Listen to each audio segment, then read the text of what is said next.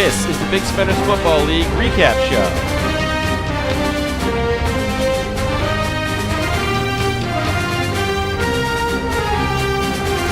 And now, here's your host, our commissioner, it's G-Man.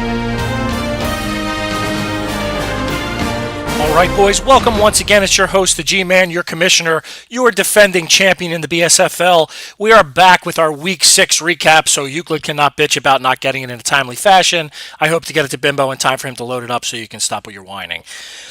So things are starting to get interesting as we approach the halfway point. A lot of injuries have really started to cripple some teams, mine included.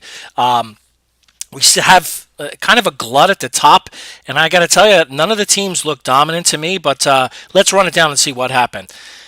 In our highest scoring matchup, Lone Star Denon lays a beating on Jason, who was talking a lot of trash.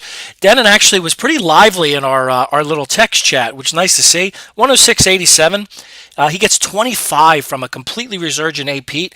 If he is going to do this on a weekly basis or even a facsimile of it, then his team's going to be strong. He's led by his running backs. Fournette also pulled 22 for him. He had the obligatory Texas defense, which got 18 against Cleveland, which everybody gets 18 against Cleveland on defense.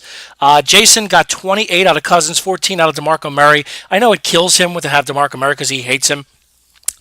Denon moves to 3-3. Right now, he'd be in fourth place for the playoffs based on his high point total. Jason falls to 1-5. I know he's looking to move Julio Jones, so if anybody's out there looking to make a trade, he's looking for a running back. I don't have it to give him, but Julio Jones is going to be a stud. Let's see if we can get done there. Second matchup was between myself and Rob. Rob B beat me down pretty good, 97-83. He got 25 out of Ingram, and I only got 13 out of Breeze. So once that happens, I knew I was in trouble when they decided to run the ball. Breeze is the biggest stat whore in the world, and I get him to run the ball. But that's just some luck this year. Antonio Brown got 24 for him as well. Tom Brady only got 17 in a win. I was led by my defense. As you all know, I always say when your defense leads you, it sucks. My Rams defense got 19. My wide receivers have just been brutal. Tyreek Hill is so up and down. He's been more down than up, and Jordy is now really devastated by no Rodgers, so I'm not real excited about my chances. Rob B moves to first place right now if the season were to end. He's 4-0-2, undefeated but with 2 ties. I fall to 2-3-1. Right now, I'd be holding on to that last playoff spot based on total points by the skin of my teeth. I have to hope for a little resurgence as we go forward here. Next, we had Rob K taking down Der Weiße Hai, the reboot. Rob got put up 95, got his Detroit connection going. He got 21 from Stafford, 18 from Tate, 15 from Jones. Kyle got 24 from Watson. He has been a godsend. Kyle, who is known for shuffling quarterbacks and having to stream quarterbacks. How's Andrew Luck feeling right about now? He also got 15 from Evans, but he got 0 from his tight end, only 2 from Cobb. He falls to 3-3. Rob K moves to 2-2-2. He would be out of the playoffs right now because ties stink. Kyle is 3-3 right now. He'd be in 5th place. Let's see what happens as we go forward.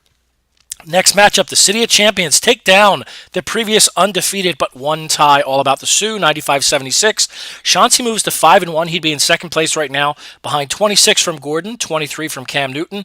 You can put up good numbers and still suck as a quarterback, apparently, because that's what Newton did. All about the Sioux finally hits the loss column. 20 out of Gronk, 18 out of an aged Fitzgerald, who looked fantastic, but he only got 2 from his second running back and his 2 wide receivers combined, or only 6 rather, from his second running back and 2 wide receivers combined. That's not going to be enough, so he only puts up 76. He's 4-1-1 right now. He'd be in 3rd place. Chauncey would be in 2nd place as we move into Week 7 as we turn the page. 5th matchup had Zeke and Ye Shall Find finally getting another win, although not exactly a robust one. 83-57 over the Bastards. 24 from Bell, 15 from Big Ben, who I guess stopped crying long enough to throw a touchdown pass. The Bastards, real trouble. Led by his kicker, which is even worse than being led by your defense. Ryan Suckup put up 18, but the big story, not only did he get a 0 out of Aaron Rodgers, he got a 0 because he got hurt. He's done for the year. That is tough to replace. He's going to try to pull a little magic. I think he's going to try for a little Tyrod Taylor action to try to bring that home, but that's tough to overcome. Both those teams are 2-4, both currently out of the playoffs. And lastly, in our toilet bowl game, my tight end Ertz went Eifert. 76 and winning time 66. So Dave gets back in the winning column again. He gets 17 from Simeon. I know he's a Broncos fan, so I'm sure he's happy to get the win, but boy, Simeon looked awful versus the Giants. He got 12 from Will Fuller. Low-scoring game.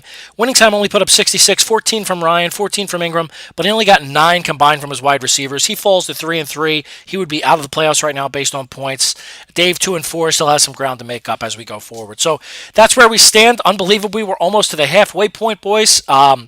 This next week will tell a lot. We'll see who does what. And as always, I'm your host and commish, the G-Man, and I am out.